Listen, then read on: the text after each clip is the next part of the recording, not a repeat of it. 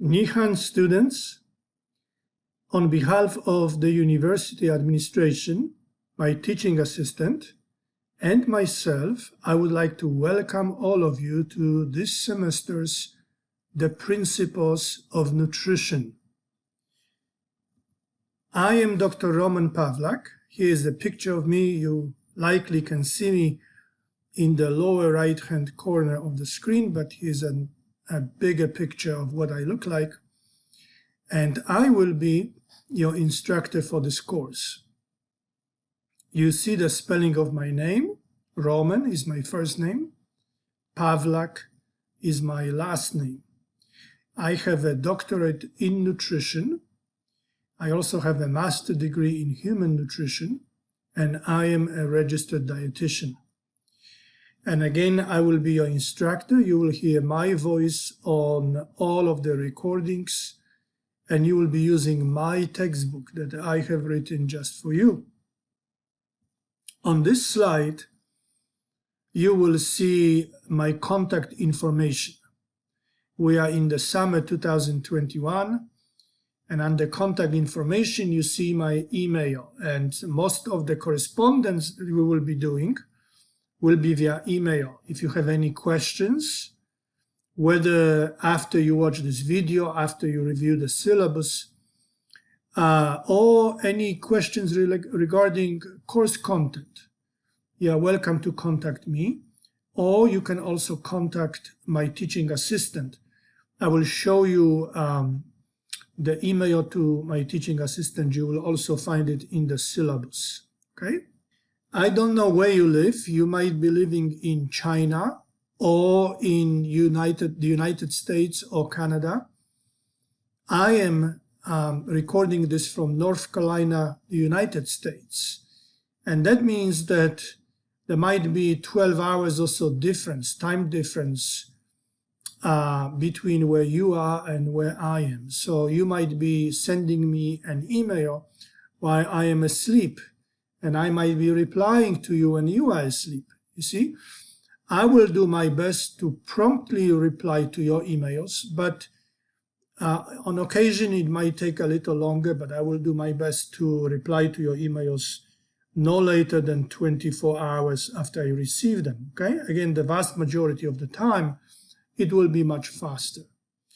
Okay, in addition to that, I will be holding a live meeting or meetings every week. I will have half an hour live meeting, which is optional. This is a meeting for which you don't have to log in. You don't have to participate, but if you do, you will be having the opportunity to ask me questions, to clarify things, perhaps discuss your current grade, anything of that nature, okay? On the first meeting, I will be discussing some tips how to study, and then on subsequent meetings, I will be discussing selected questions from your exams. So I believe this would be helpful to clarify certain questions in order to help you to receive a better grade for the subsequent exam or exams, okay?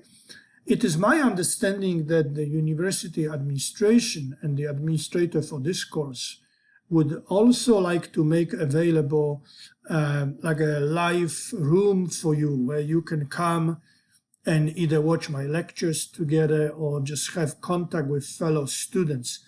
I don't have the exact details at this point of time in terms of how, where, or during what times and days these meetings will take place, but I believe that the university administration / the course administrator will communicate that with you directly also, okay? Before I move on and discuss some important information about the course, I want to give you an idea why studying nutrition is important. On this slide, you can see the leading causes of mortality in the United States. If you are not familiar with this term mortality, it means death, okay? So what are the causes that people die of in the United States?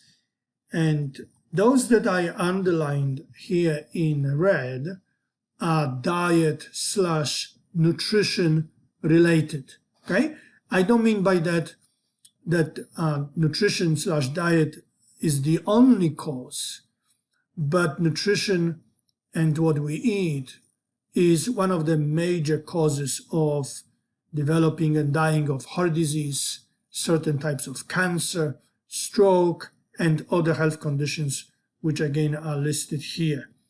Now, again, you may not be living in the United States, you may be in China. And so here I listed the most frequent causes of mortality in China.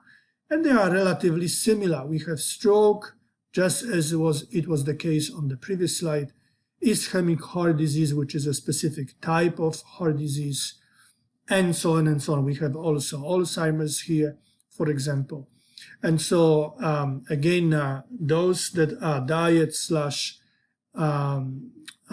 / nutrition related are underlined here. Notice that we have 1, 2, 3, 4, 5, 6, 7 of these most frequent causes of death underlined, which means the diet / nutrition is a contributing factor to the 7 most frequent causes of mortality in China. And so it is important to study nutrition not only in order to get a good grade and complete the undergraduate studies so you can go to graduate school, but also to be aware of specific nutrition concepts, healthy dietary principles, and so on, in order to enhance your own personal health, you see? Now, let me now turn to the course description, okay? I will not be reading this. This is taken from the syllabus, which, again, I would like to say it one more time, I would like you to review as soon as you finish watching this video, if you haven't done so already, okay? This is a basic or elementary nutrition course, which means you will be learning elementary or basic nutrition information. We will be looking at a variety of different aspects, a little bit about the nutrients themselves. We will be looking at the classification of nutrients, digestion of nutrients, metabolism of nutrients, how nutrients and diets impact disease development and prevention. We will be looking at specific recommendations for individuals in different stages of the life cycle. By life cycle, I mean we are born and then eventually we die, okay? So we will be learning important information specifically for pregnant women, for example, or lactating women, meaning women who are breastfeeding. Important nutrition information for infants, toddlers. Toddlers are children between 1 and 3 years old. And then older children, adolescents, elderly, and we will end up discussing centenarians. Centenarians are individuals who live past 100 years old. And we have more and more of those all over the world. Textbook. You don't have to purchase a textbook. As I already mentioned, I have written a textbook for you. I will be referring sometimes to a textbook as simply a textbook or as a course pack, okay? A course pack is available to you on Moodle, and it is in a PDF format. And so you are welcome to download it free of charge. It will be important that you have access to the course pack / textbook, because you will have to take 18 quizzes and you will be graded on these quizzes. And each of the quiz will be based on each of the chapters in the course pack, okay? Grading, you will be graded in percentages, whatever the percentage might be, 85, 88, 95, 100, whatever it might be.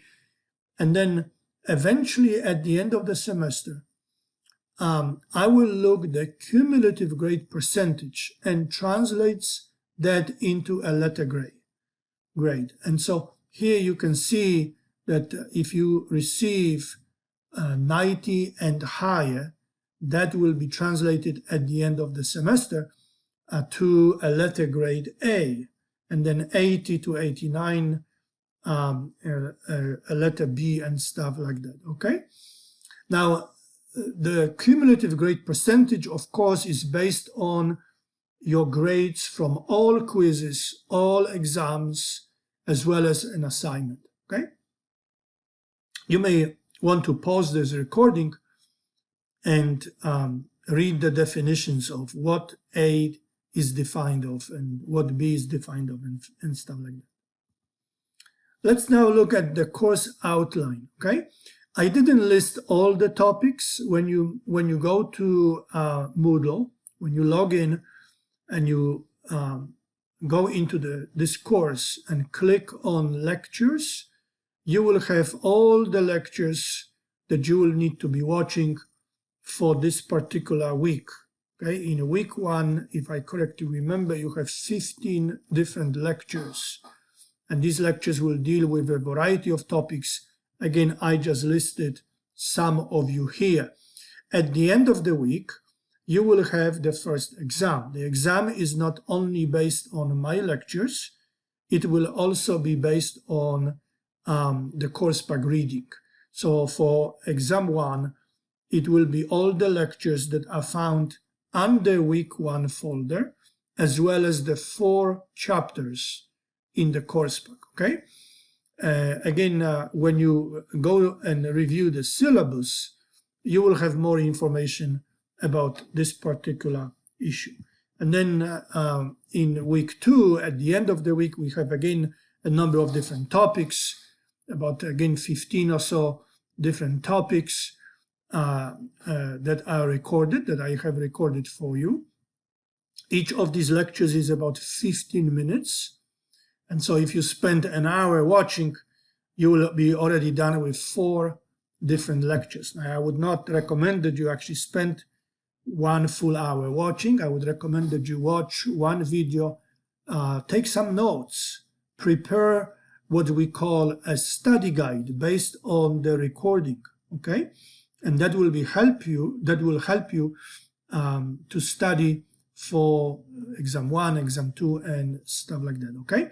The one thing that I want to mention is that exam 2 and then subsequent exams are cumulative exams or comprehensive exams, which means that you will be tested not only on the information that you studied during the second week of class, but everything from the beginning. Okay, so some of the questions that you have seen already on exam 1 might be repeated on exam 2, or if I don't repeat exactly the same questions, I may rephrase them somewhat, but they will be based on the information that you have learned in the first week of classes.